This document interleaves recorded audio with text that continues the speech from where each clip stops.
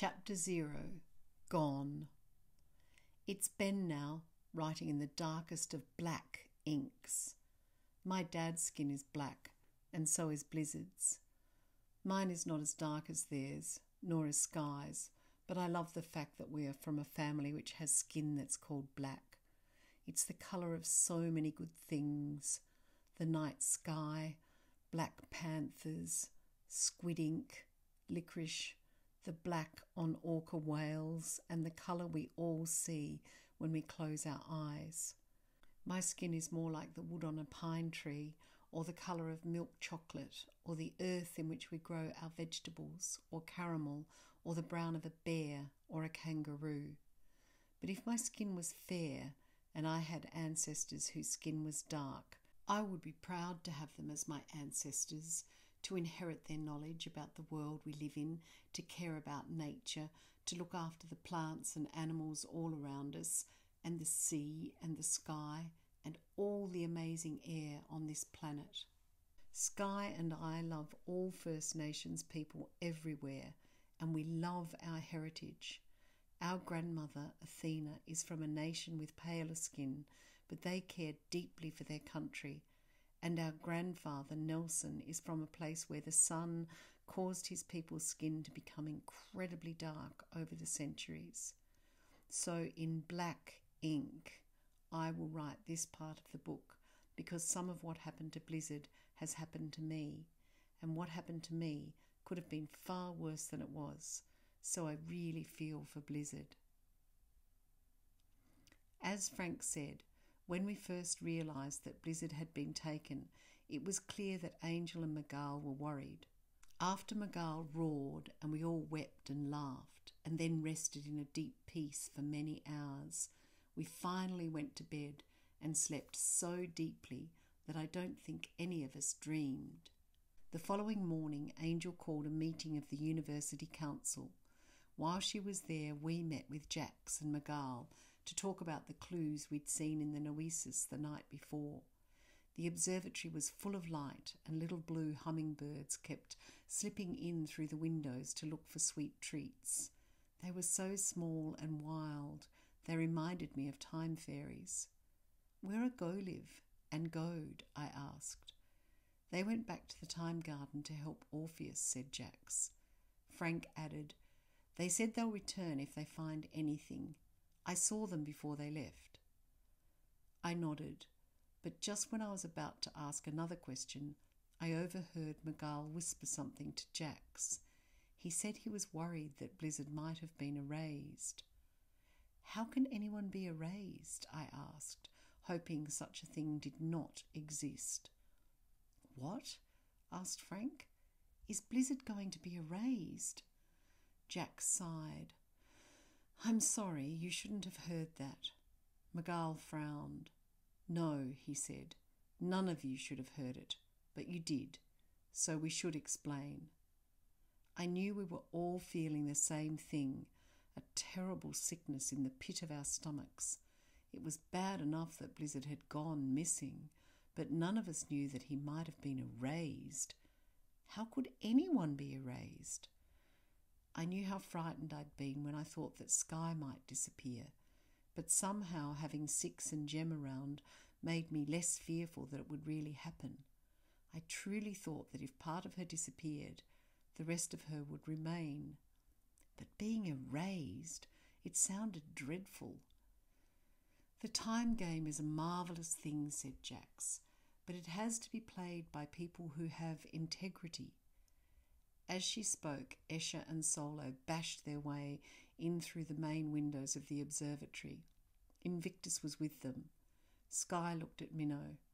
"Oh no," she whispered. "You called?" asked Escher, throwing his skateboard onto the floor with a clatter.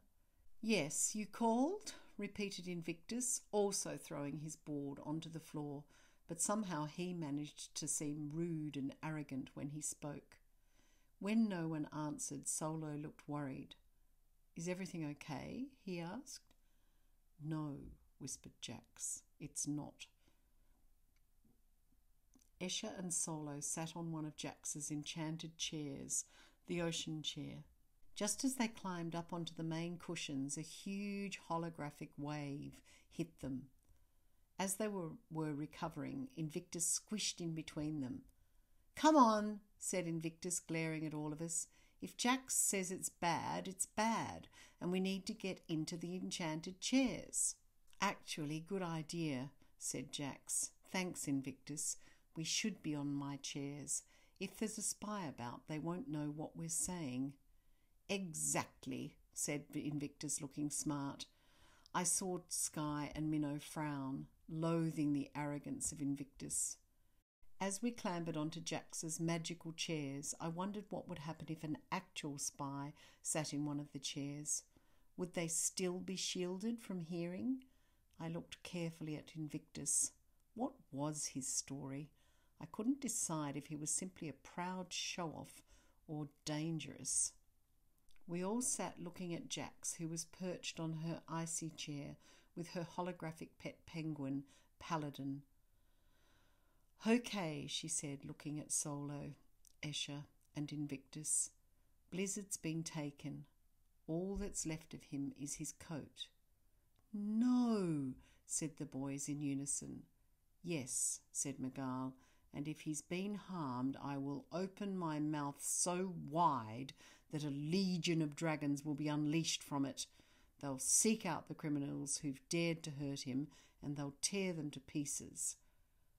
Jax sat still, staring at Miguel. I could see how much she cared for him, and also that she knew much more about him than any of us. We all sat quietly. Miguel held down his head, and I wondered if he was weeping again. After a while, Jax said, "When dangerous people get hold of any part of the time game, even the smallest amount, there is a chance that they'll cause devastation." "Look what happened to Sky and Ben's family," said Escher. "It's happened to plenty of people," said Invictus, sounding cold. "Yeah, but we know these guys," said Solo, giving Invictus a friendly punch. "It was horrible," said Minnow, snuggling up to Sky in their jungle chair. A gigantic elephant made a loud trumpeting noise after Minnow spoke, and water spurted from Sky and Minnow's chair across to the ocean chair. "Excellent," said Escher with a grin. "What happened to Ben and Sky was unacceptable," said Jax. "At least we weren't erased," I said. "Nobody mentioned that we might be erased." Jax pulled a face. "We didn't want to terrify you," she said. "But if we hadn't been able to find all of Sky's missing selves, we weren't sure what would happen." "You said she could die," said Minnow. "She could have," said Jax, leaving her icy chair to give Sky a hug. "I'm sorry, Sky, but you could have." "Unfortunately, there are things worse than death," said Miguel. "What could be?" asked Minnow. "Well, I died," said Minnow, "but I came back. And that was amazing. But if I'd been erased, it would have been game over." Sky went pale. "Oh, I hate this," she said, her eyes filling with tears. "Poor Blizzard." "Oh, spare us," said Invictus. "Crying won't help." Jax pointed her spear at Invictus. "Only kindness while you're sitting on my enchanted chairs," she said. Invictus laughed. "You're joking." "She's not," said Miguel, with a look that said, "Settle down." "But Blizzard didn't splinter," said Invictus. "He's only missing, not splintered and missing." Sky glared at Invictus. I could see that she wanted to slaughter him. "We don't know what's happened to Blizzard," said Jax. "He may have splintered, and every part of him might have been taken. We're not sure." "What clues were found in the Noesis last night?" asked Escher. "Last night?" repeated Invictus. "Why wasn't I invited?" "You were missing," said Minnow, looking fierce. "I was showing Mercury and Anchovy the sights," muttered Invictus. I didn't want Invictus to take us off track, so I decided to speak up. I could only see a tiny seed, I said. It had the letter H on it, in capitals. That's all I've got. Jax nodded. Thank you, Ben. I saw something, said Frank. Well, I sensed it anyway. All around me were schoolboys, weeping. It was as if they were hovering in the Noesis, but they were also inside my mind, and their sadness was massive. It made me weep. I normally feel embarrassed if I cry, but this wasn't crying. It was full-on weeping. Invictus snorted. Cry, baby, he muttered. Enough, roared Angel, who'd entered the observatory without us noticing. Miguel lifted a fist into the air. Invictus, mate, said Miguel. If you cannot understand what's going on here, you should leave. Invictus looked embarrassed and whispered, sorry. He seemed genuine, but I wasn't sure. I could see that Minnow and Sky were furious. Thank you, Frank, for telling us what you saw and felt, said Angel. To feel emotion like that definitely means something. It will be useful when we understand more. I patted Frank on the back. Well done, I said.